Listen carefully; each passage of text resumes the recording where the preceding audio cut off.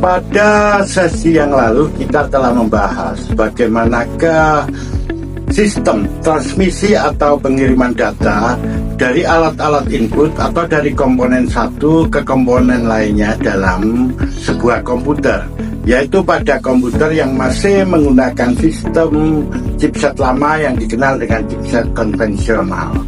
Sekarang kita akan membahas pada sistem chipset yang lebih baru lagi, yang nanti dikenal dengan sistem chipset IOH.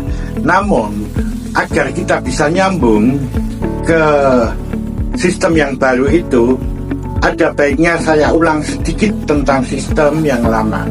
Satu contoh ini adalah motherboard untuk sistem yang lama. Data yang masuk ke dalamnya yang melalui port PS2, baik itu keyboard maupun mouse, kemudian dari serial, port serial atau port paralel, dan termasuk yang dari FDD, floppy disk drive, itu akan masuk ke chip SIO, yaitu Super Input Controller. Nah, setelah masuk di sini, data itu kemudian dikirim ke chip short bridge, dilanjutkan dan teruskan ke chip not bridge, kemudian disimpan di memori utama. Sedangkan data-data yang berasal dari selain port tadi, misalnya dari USB, dari LAN, audio, dan lain-lainnya, termasuk dari hard disk, itu tidak melalui SIO, tapi langsung dikirimkan ke chip short bridge, kemudian diteruskan ke chip not bridge dan simpan di memori utama atau yang dikenal dengan nama RAM. Apabila data itu akan diolah ke CPU atau ke prosesor, maka data yang ada di memori utama tadi dikirim ke not bridge, kemudian dikirim ke CPU atau prosesor. Di sini data diolah. Hasil olahan itu akan dikembalikan ke not bridge dan disimpan kembali ke memori utama. Apabila data itu akan ditampilkan di layar monitor, maka data yang akan ditampilkan ke layar monitor akan dikirim ke chip not bridge, kemudian dikirim ke kartu grafis, dan akhirnya dikirim ke monitor. Atau kalau di chip not bridge-nya ini sudah ada kartu grafisnya, jadi maksudnya di sini adalah chipnya, yaitu yang dikenal dengan graphic controller, maka dia tidak memerlukan kartu grafis karena sudah ada di sini controller grafisnya atau prosesor grafisnya. Maka data yang dari memori utama masuk ke not bridge tadi akan langsung disalurkan ke monitor melalui port yang ada pada motherboard. Nah, secara bagan semacam ini dia yang menggunakan chipset konvensional. Jadi yang saya tunjukkan pada motherboard tadi, kalau saya bagankan seperti ini lebih mudah untuk dilihat.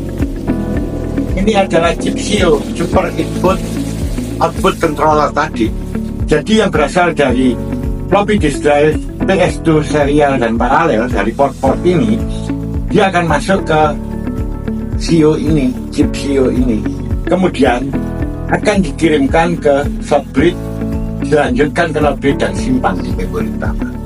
Selain dari 4 port ini, data yang berasal dari seperti USB, LAN, audio, HDD, dan sebagainya, itu langsung dikirim ke short bridge, tidak melalui SIO lagi.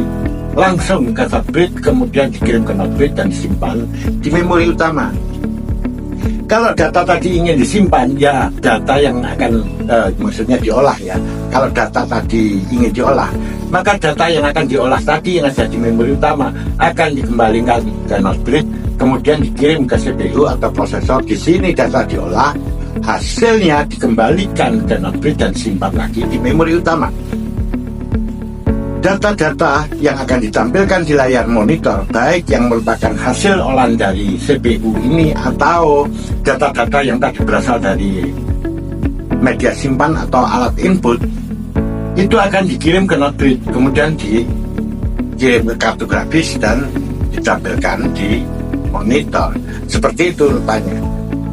Nah, sekarang mari kita lihat ya, bagaimana tadi data yang berasal dari alat input atau dari media simpan bisa dikirim ke not bridge, dari not bridge kok tidak langsung data tadi langsung aja dia menuju ke CPU atau ke kartu grafis.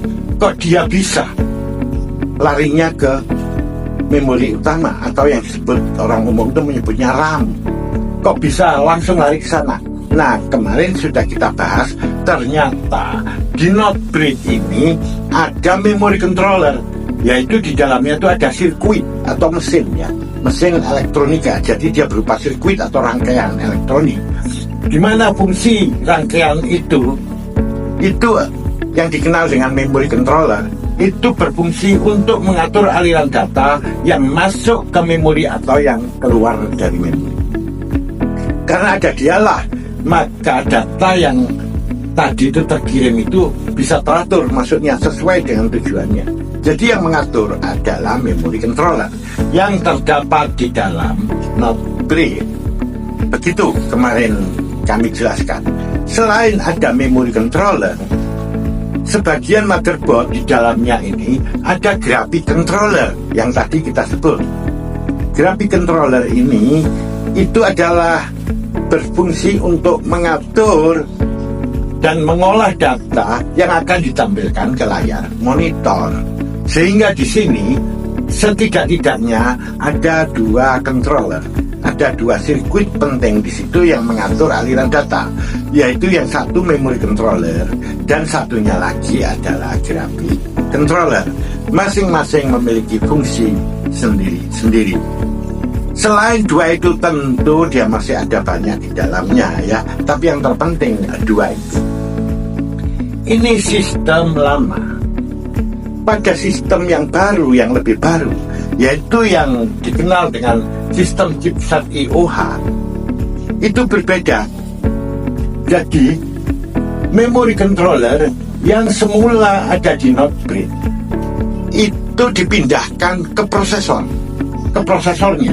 Jadi dipindahkan ke prosesornya ini prosesor, bukan ke soket. Ingat, bukan ke soket.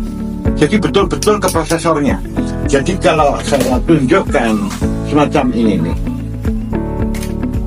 Nah, memory controller dimasukkan di dalam CPU atau prosesor ini di dalamnya. Jadi bukan pada soket. Akibatnya karena memory controller sudah ada di prosesornya. Jadi kayak begini. Memory controller yang ada di sini ini diusung atau dipindahkan ke prosesor. Jadi ke sini. Otomatis jalur menuju ke memori utama ini akan berpindah ke sini. Karena memory controller itu kan mengatur keluar masuknya memori. Otomatis memorinya jadi pindah di sini, tidak lagi berada di sini. Ini sistem yang lebih baru. Efeknya apa? Efeknya adalah seperti ini. Perhatikan di sini. Kalau data yang dari memori utama akan diolah ke CPU, maka data itu akan melewati dulu Notebridge, kemudian dikirim ke prosesor. Setelah selesai akan dikembalikan lagi hasil olahan itu ke chip Notebridge, kemudian disimpan di memori utama. Ini lambat. Bayangkan kalau dia memiliki hubungan langsung semacam ini, maka pengiriman atau transmisi data itu akan berjalan lebih cepat. Jadi ini koneksi ini nanti yang dikenal dengan nama koneksi point to point. Nah, sistem chipset baru ini pertama kali digunakan yaitu pada prosesor yang berbasis pada Core i7, Intel Core i7 generasi pertama, yaitu generasi Nehalem. Dialah yang menggunakan sistem chipset ini. Sedangkan kalau sistem chipset yang lama konvensional itu digunakan pada sistem komputer sebelumnya, yaitu sistem komputer yang masih menggunakan prosesor Core kuat, Core Extreme, Core Duo, Pentium Dual Core, Pentium D, Pentium 4 dan seterusnya ya, sampai yang sebelum-sebelumnya itu masih pakai ini. Sejak munculnya Core i7 generasi pertama, yaitu yang dikenal dengan Nehalem, maka sistem chipsetnya diubah semacam ini.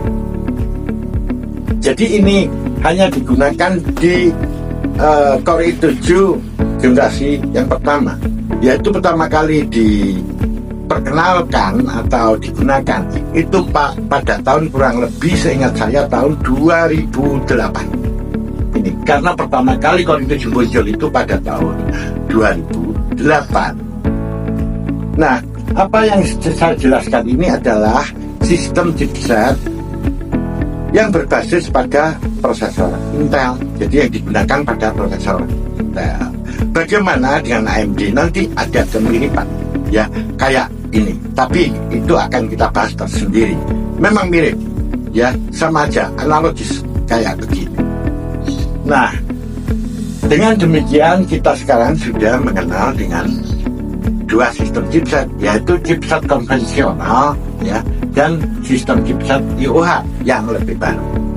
Kalau pada sistem yang lama, dulu software ini Intel menyebutnya dengan nama ICH atau Input Output Hub, Input Output Controller Hub. Sedangkan yang notebook ini disebut MCH atau GMCH.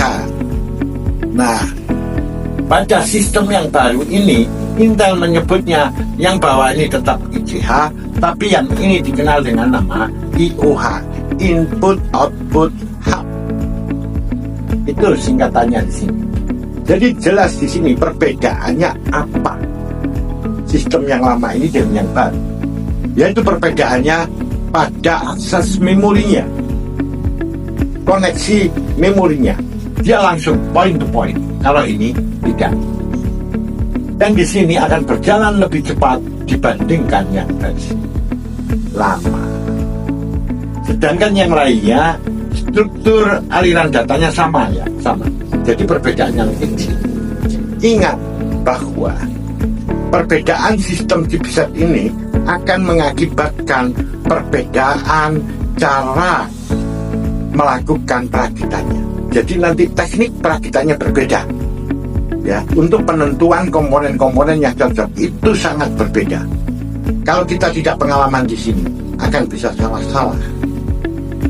Jangan main tebak-tebakan atau try and error. Jadi kita harus sesuai dengan teoritik yang kita bahas secara saintifik semacam ini.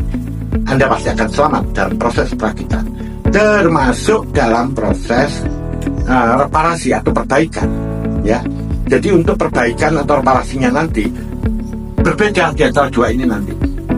Memang ada yang sama, tapi ada yang berbeda. Terutama yang terkait dengan memori, kemudian CPU atau prosesor, ya, dan kartu grafis itu nanti akan berbeda. Nah, selanjutnya kita akan bahas sistem chipset yang lebih baru, yaitu yang dikenal dengan nama sistem single chipset. Nanti chipsetnya sendiri yang single, yang hanya satu chipset itu dikenal dengan nama PCH atau Platform Controller Hub. Dan itu akan kita bahas pada sesi selanjutnya.